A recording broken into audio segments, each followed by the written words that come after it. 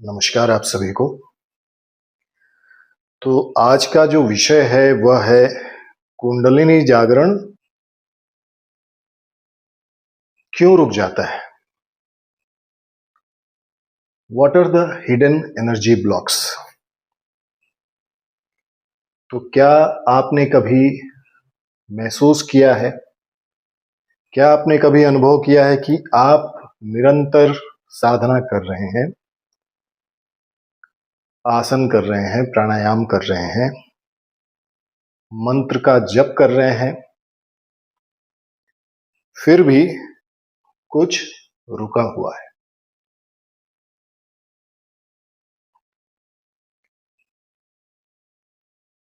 जैसे ऊर्जा उठती है और फिर अचानक नीचे गिर जाती है।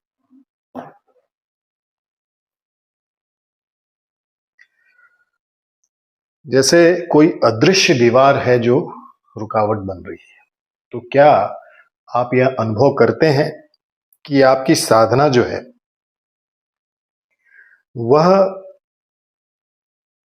निरंतरता के साथ करने के बाद भी, बहुत समय तक करने के बाद भी आपको कोई अदृश्य शक्ति है जो बढ़ने नहीं दे रही है। तो आज का प्रश्न यही है कि कुंडलिनी जागरण आखिरकार रुक क्यों जाती है। कुंडलिनी की जागरण की जो एक प्रक्रिया है, हमारे साधना करने के बावजूद उसमें हमें सफलता क्यों नहीं मिलती है। तो आज के समय में कुंडलिनी एक ट्रेंड बन चुकी है। आप अपने आसपास, अपने सोशल मीडिया पे हर तरफ देखते होंगे, हर कोई कहता है कि मेरी कुंडलिनी जागृत हो गई।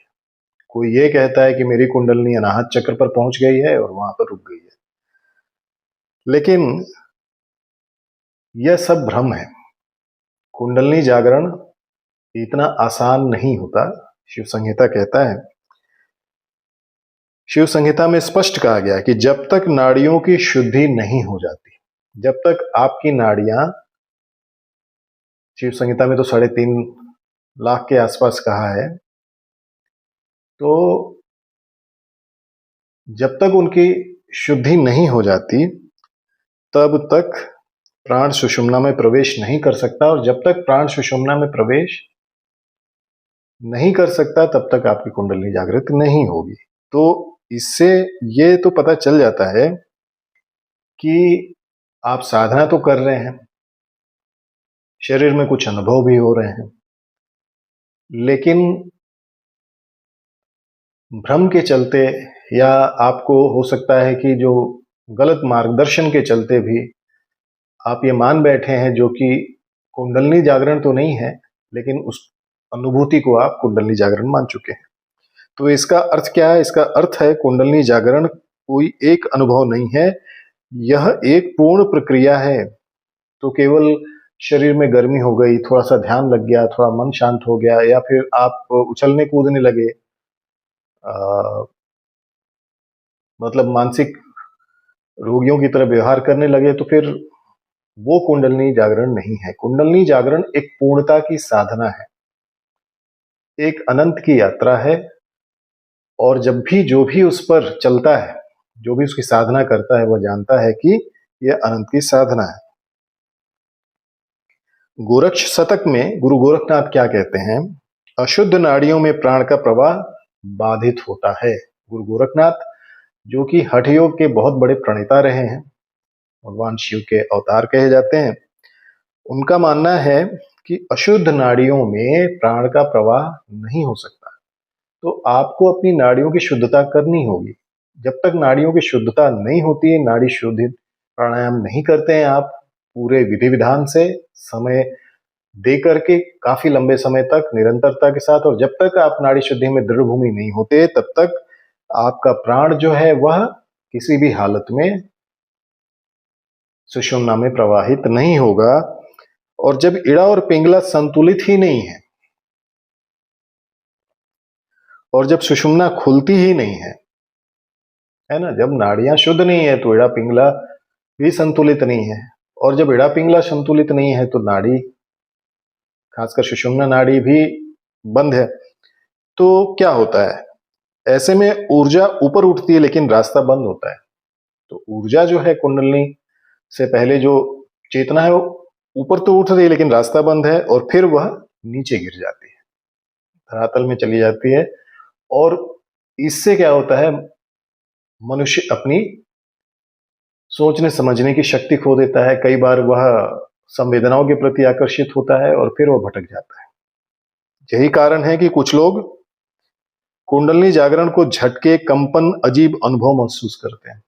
तो अगर आप देखेंगे लोग बहुत ज्यादा झटके दे रहे हैं या कांप रहे हैं या अजीब अजीब से हरकतें कर रहे हैं, तो समझ लीजिए कि वह वास्तविक जागरण नहीं है, वहां पर केवल और केवल कुंडलनी बाधित है और उनकी जो साधना है वह सही मार्ग पर नहीं चल रही है। लेकिन यह वास्तविक जागरण कुंडलनी का नहीं हो सकता। अब इसी मार्ग पर आगे हम बढ़ते हैं। सिद्धों में महासिद्ध तिरुमूलर ने अपने ग्रंथ में लिखा है कि जब तक कर्म का ऋण समाप्त नहीं होता, शक्ति मुक्त नहीं होती। तो कुंडलनी जागरण के लिए आपके जितने भी कर्म हैं, पुराने संस्कार हैं, उनका पूरी तरह से समाप्ति होना भी आवश्यक है। जब तक वह पूरी तरह से समाप्त नहीं होगा तब तक कुंडलनी जागृत नहीं हो सकती। सोचिए, आप वर्षों से साधना कर रहे हैं, वर्षों से आप 2-4 घंटे आसन कर रहे हैं, 2-4 घंटे प्राणायाम कर रहे हैं, 2-4 घंटे आप ध्यान भी लगा पा रहे हैं, बैठ पा रहे हैं, लेकिन आपके भीतर आज भी तकलीफ है, दुख है, अधूरे रिश्तों की, दबे हुए दर्द हैं। आप किसी को बता नहीं पा रहे हैं लेकिन आपके मन में है कुछ, पिछले जन्मों के संस्कार हैं। ये सब क्या है? यह सब ही कार्मिक गांठें हैं। यह गांठें आपको, आपकी कुंडलनी को जागरण होने में बाधित करेंगी, उस शक्ति को जिसको हम प्राण कहते हैं। तो इसलिए जब तक इन चीजों से आप बाहर नहीं निकलते तब तक आपकी कुंडलनी जागृत नहीं हो सकती, और जब तक ये गांठें नहीं खुलती ऊपर ऊर्जा नहीं जा सकती। तो अगर आपके अंदर कुछ झटके लग रहे हैं, कंपन लग रहा है या फिर अजीब अजीब सी हरकतें कर रहे हैं, तो समझ लीजिए कि आपकी कुंडलनी ऊर्ध्वरेता नहीं है, जहां उसका मार्ग है वह अधोरेता है, अधोमुखी है, और अधोमुखी हमारा लक्ष्य नहीं है। तो ऐसी साधना करने से अच्छा है कि आप उस साधना को रोक दीजिए, क्योंकि वह आपको नुकसान पहुंचा सकती है। अब आज के समय में सबसे बड़ा खतरा क्या है, यही तो मैं बता रहा था। आज के समय में सबसे बड़ा खतरा क्या है? सबसे बड़ा खतरा है फर्जी गुरु। क्योंकि यह ऐसी साधना है जो आप कहीं दूर बैठ के, हाँ अगर आप सिद्ध हैं या 18 सिद्ध में से कोई सिद्ध हैं, या फिर आप नवनाथ हैं या कोई बड़े भारी भरकम सिद्ध पुरुष हैं, तब की बात अलग है। लेकिन जो सामान्य रूप से आपके आसपास दिख रहा है उसमें तो फर्जीवाड़ा ज्यादा चल रहा है।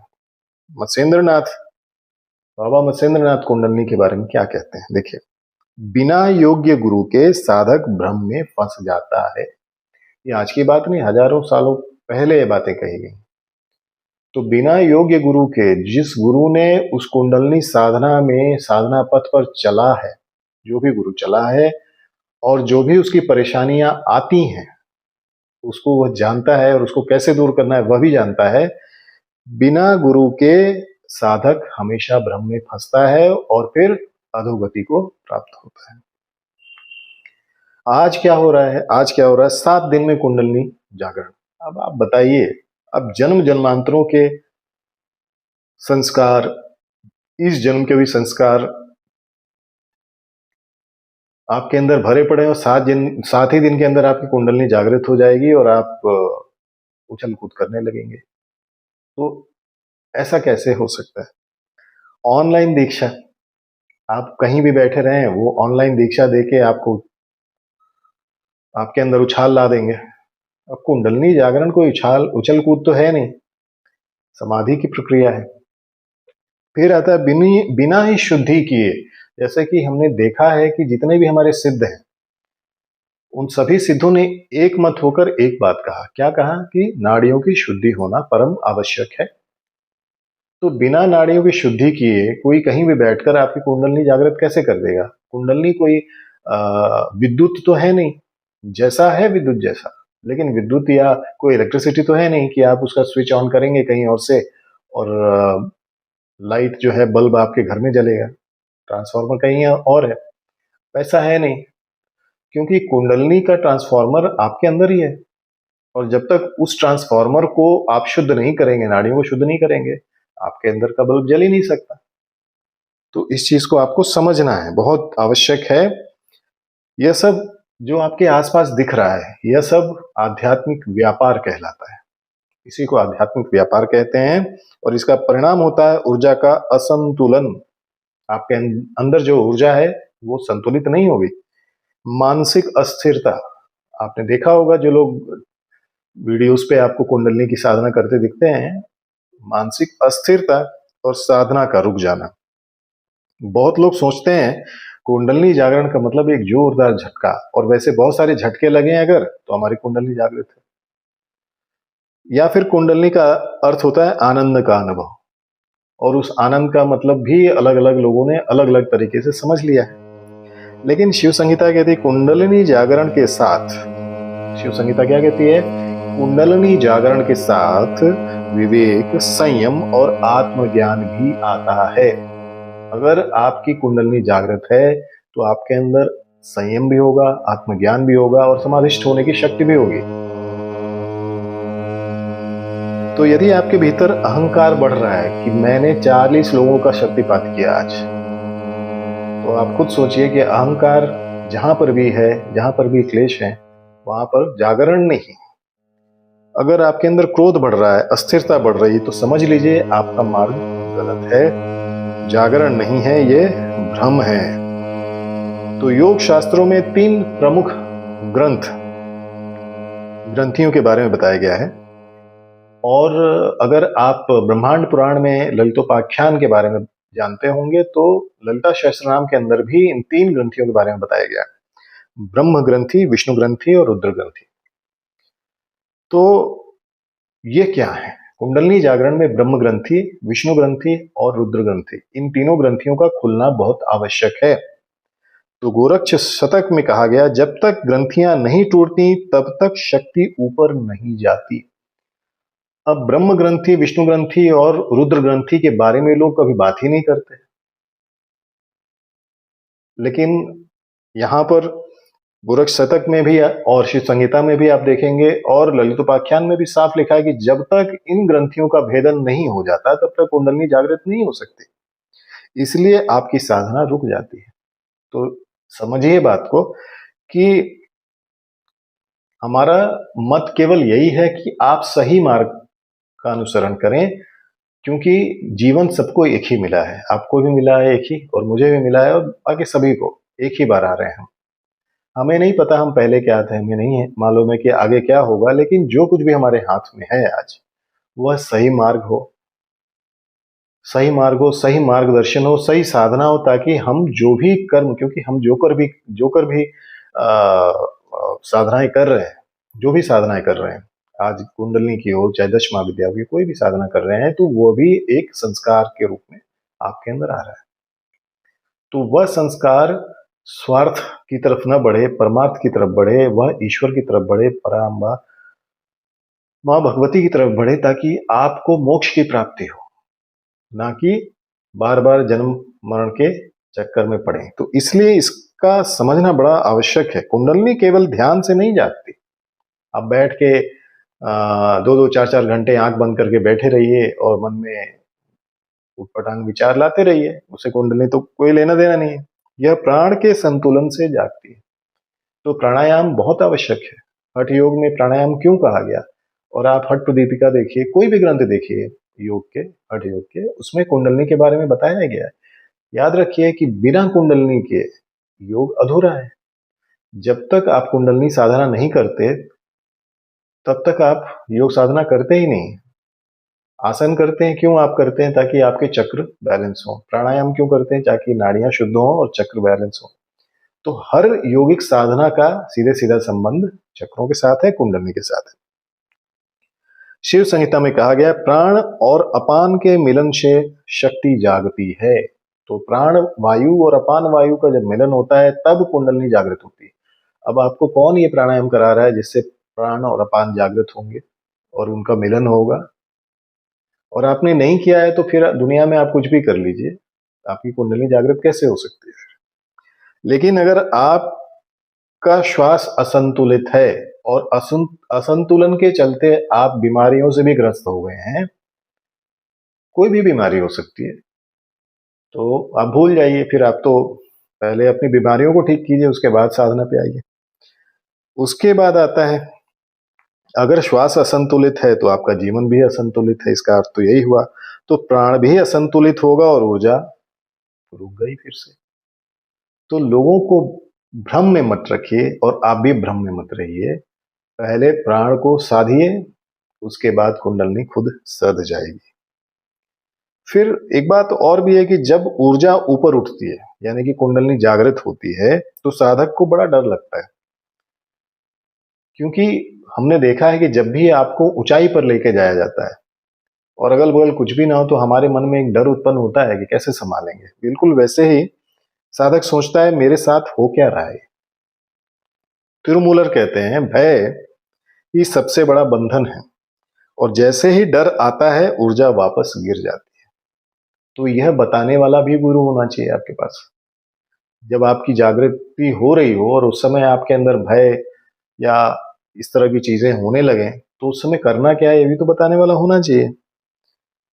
तो दूसरा है कि जब भी ऐसे अनुभव होते हैं तो हमारे मन में आता है कि हाँ मेरी तो कुंडली जागृत हो गई, अहंकार आ जाता है।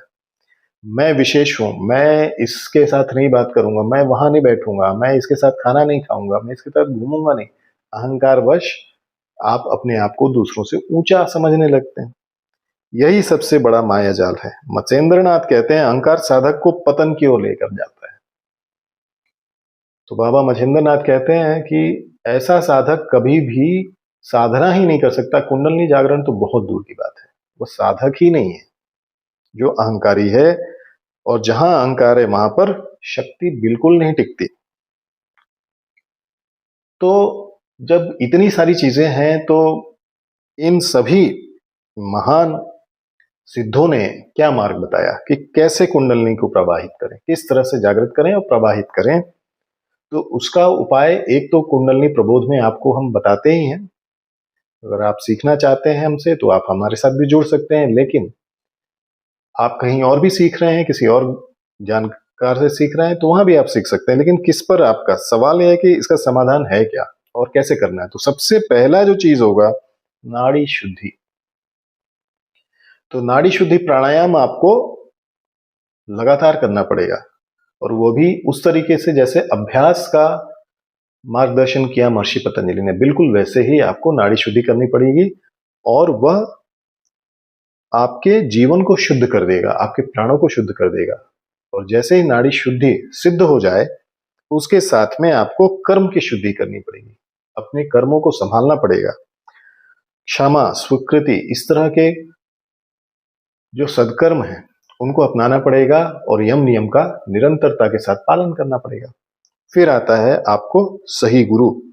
तो जो खुद स्वयं अनुभव कर चुका हो, जिसको यह पता हो कि आपकी ऊर्जा की फ्रीक्वेंसी क्या है और उस फ्रीक्वेंसी के मंत्र आपको दिए जाएं, जो स्वयं सिद्ध हो, जो स्वयं अनुभव वाला गुरु हो, ऐसे गुरु से आपको साधना करनी चाहिए।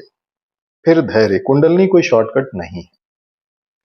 मेरे पास भी लोग हमारे पास आते हैं हमारे वर्कशॉप में और मुझे ये बोलते हैं कि मेरी कुंडलनी मूलाधार से चली, स्वादिष्ठान तक चली, फिर उसके बाद मणिपुर में रुक गई, फिर अनाहत में रुक गई, फिर विशुद्धि में रुक गई। भाई कुंडलनी है, कोई ट्रेन या बस तो है नहीं कि यहाँ चली वहां चली। पहली बात, कहीं पर कुंडलनी का जागरण का कोई भी यहाँ पर मतलब ही नहीं बनता। आप स्वयं खुद मानसिक रूप से, मैंने पहले ही बताया, क्योंकि आपकी नाड़ियां अशुद्ध हैं तो कुंडलनी ऊपर नहीं चली, अधोमुखी हुई, जिसके चलते आप मानसिक रूप से परेशान हो गए। तो पहले साधना को कीजिए, जो भी बताया गया है उसको कीजिए, शुद्ध कीजिए अपने आप को। तो धैर्य रखना बहुत जरूरी है, क्योंकि इसमें पूरा जन्म जन्मांतर, कई जन्म लग सकते हैं। और फिर समर्पण अंत में, क्योंकि मेरे पास काफी शिष्य हैं जो ये कहते हैं कि गुरुजी अगर आप आज मुझे ये कर देंगे तो मैं बैंगलोर की सबसे ऊंची जो चोटी है वहां खड़े होकर बताऊंगा आपके बारे में। मुझे नहीं चाहिए भाई, आप मत बताओ, मैं अपनी साधना में व्यस्त हूँ। मुझे क्या करना है कि आप मेरे बारे में बताओगे? मत बताओ, कोई आवश्यकता नहीं, मुझे भीड़ नहीं चाहिए। आवश्यक ये है कि आपकी समर्पण भावना क्या है। शास्त्र कहते हैं कि गुरु से बड़ा कोई नहीं होता। शास्त्र हमेशा कहते हैं कि गुरु से बड़ा कोई नहीं होता। मैं अपनी बात नहीं कर रहा हूं। सबसे बड़ा गुरु भगवान शिव जी हैं, और शिव का ही एक अंश होता है हर गुरु। तो कोई भी गुरु जो भी हो, उसके प्रति आप समर्पित हो। संसार में सब कुछ मिल जाते हैं आपको, माता पिता, भाई बंधु, पति पत्नी, बच्चे, सब मिल जाते हैं, लेकिन आपको सच्चा गुरु कभी नहीं मिलता। और अगर आपको गुरु मिला तो फिर आपका समर्पण कैसा है? आप गुरु को क्वेश्चन नहीं कर सकते, वो अधिकार आपके पास है नहीं। तो किसी को भी गुरु बनाने से पहले पहले आप उसके बारे में पता कीजिए, क्या है, कितनी साधना की है, क्या किया है, नहीं किया है, सारी चीजें आपको समझनी पड़ेंगी। तो इन चीजों को करने के बाद आपको, गुरु साधना करने के बाद आपको फिर समर्पण करके साधना में प्रवृत्त होना है। और बिल्कुल अभ्यास और वैराग्य का जो मार्ग बताया महर्षि पतंजलि ने, बिल्कुल वैसा होना है। गुरु ने कह दिया मतलब कि उसके आगे कुछ नहीं, फुल स्टॉप, आगे कुछ भी नहीं सोचना है। जब इस तरह की प्रवृत्ति होगी, प्राणायाम होंगे, साधना होगी, और गुरु का आशीर्वाद होगा और आपका समर्पण होगा, तब जाके कुछ आगे बढ़ेगा। तो कुंडलनी जागरण रुकता नहीं है, हम उसे रोक देते हैं।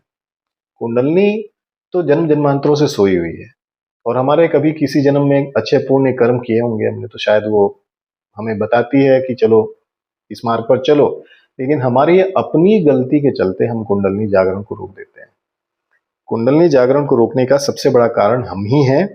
हम अपनी गलतियों से, अपने डर से, अपने अहंकार से उस जागरण को हमेशा हमेशा के लिए रोक देते हैं, और हम अधोगति को प्राप्त हो जाते हैं। याद रखिए, कुंडलनी कोई साधारण शक्ति नहीं है, वह स्वयं आदि शक्ति है। और इसका अंतिम लक्ष्य है कि आपको उस परम शिव में मिला देना। आदि शक्ति मां त्रिपुर सुंदरी। तो मां को आप हाथ जोड़कर प्रार्थना करके मां को,